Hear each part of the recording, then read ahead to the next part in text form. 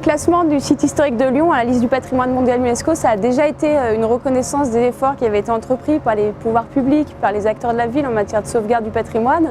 Mais surtout, l'impact du classement, ça a été, je pense, le changement de vision d'une ville qui était jugée un peu triste par les Lyonnais eux-mêmes, à la fois surpris et qui ont été fiers de cette reconnaissance. Donc ce sentiment d'appartenance et de conscience patrimoniale est important parce qu'on sait qu'ensuite les habitants sont les premiers ambassadeurs de la ville et participent à son renouveau et son dynamisme.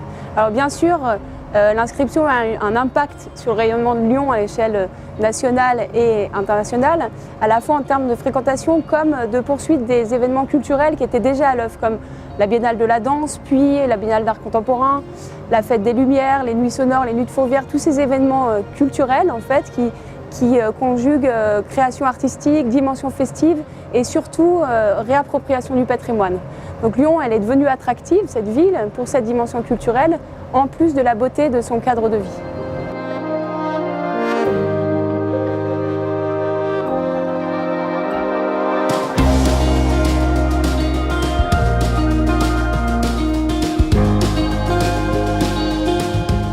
Dans les années à venir, c'est difficile à dire, mais je pense que le travail sur le patrimoine, c'est une aventure dans le temps long, justement.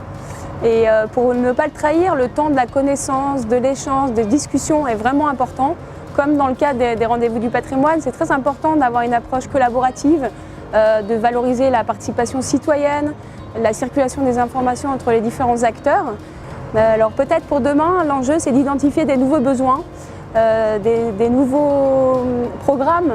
Dans la reconversion du patrimoine, par exemple, les nouveaux types d'appels d'offres qui sollicitent l'initiative privée doivent vraiment se faire l'écho de ces besoins nouveaux de la population et partager avec elle. D'où l'importance de la médiation, de la communication pour une vision vraiment partagée. C'est vrai que quand on a un attachement comme ça identitaire au patrimoine, ça suscite quelquefois, ça peut susciter la défiance quand ce patrimoine est transformé, d'où l'importance de vraiment bien intégrer ça.